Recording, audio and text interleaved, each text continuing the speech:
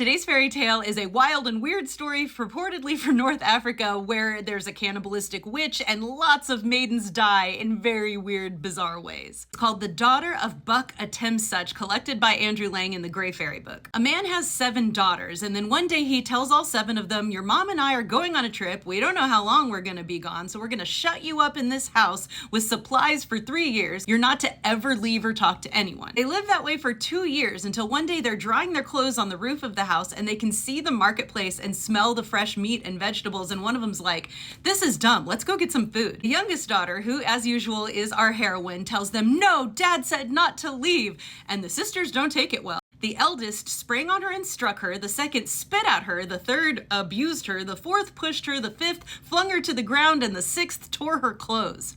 Then they just leave her and they go to the market. They come back and make themselves a great feast, but the 7th sister will have no part of it and goes and hides in a casket, and it's a good thing because the girls left the door open and suddenly a witch comes in, wanting to eat them all. The sisters are weirdly compliant. The witch goes up to the oldest and says, "Where shall I begin on you, my fat bolster?" And she says, "With the hand that struck my sister." So she eats her hand and then all of her. And then, the next one, she's like, "Where should I start on you?" And she's like, "My mouth that spat on my sister." And she eats her mouth and then all of her. She eats them all, and as she's devouring the last bit of the 6th sister, the 7th sister runs the hell away. Well, where she runs to is an ogre's castle, where she decides to hide inside a giant cauldron and go to sleep. When the ogre comes home, he's like, "I smell a human, but don't worry, if you come out, if you're an old man, you'll be my father. If you're a young man, you'll be my brother. If you're a young girl, you'll be my daughter. If you're a middle-aged woman, you'll be my wife. So come out and fear nothing."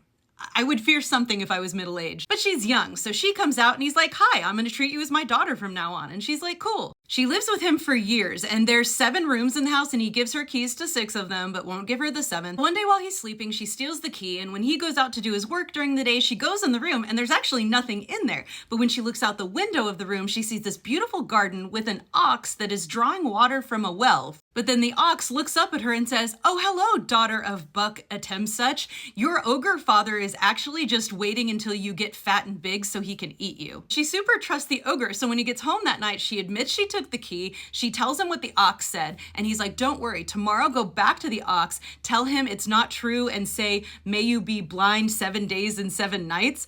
And so she does, and when she does, the ox just falls down and doesn't move for 7 days and 7 nights, but all of the flowers in the garden wither because the ox isn't watering them. Well, turns out this whole garden belongs to a prince, and when he comes in and sees that all his flowers are withered, the ox wakes up because it's been 7 days, and the ox tells him what happened. He finds out from the ox that there's a girl living in the ogre's castle. The prince is super interested, so he hangs out in the tree and sees her talking to the ox, and he wants her. So the prince has a meeting with the ogre. He finds out the girl is his daughter and asks for her hand in marriage. The ogre says sure. The girl's super pumped because she wants to marry a prince, but the morning the prince comes to get her, the ogre says, "You are not to speak to him under any circumstances. If he talks to you, be dumb, except if he swears by the head of Buk Ettemsuch." And she just agrees. The ogre doesn't say why, she doesn't ask questions, but she says she's gonna do it. The prince takes her to the palace, but after days of her not speaking to him, he says, "Hey, if you're not gonna talk to me, I'm just gonna get another wife." And so he does. The girl has to go work in the kitchen, but she does magic in there. It says when the oil was boiling, she dipped all of her fingers in it and they became 10 fried fishes. Then apparently without her fingers, she jumps inside the oven, and when she comes out, she is a snow white loaf of bread that would make your mouth water. Then as a loaf of bread, she talks to the other maidens who are there to attend the new bride, who is also there,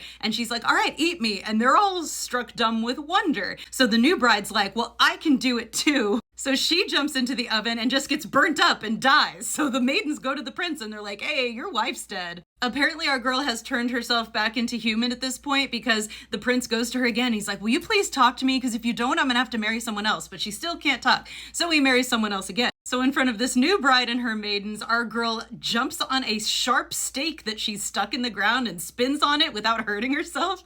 And so the new bride's like, "I can do that." And she jumps on the stake and it just pierces her through and she dies. Again, the prince is like, "Woman, will you please talk to me? And otherwise I'll have to marry someone else." But she still won't talk. So the next day he spies on her doing magic in the kitchen.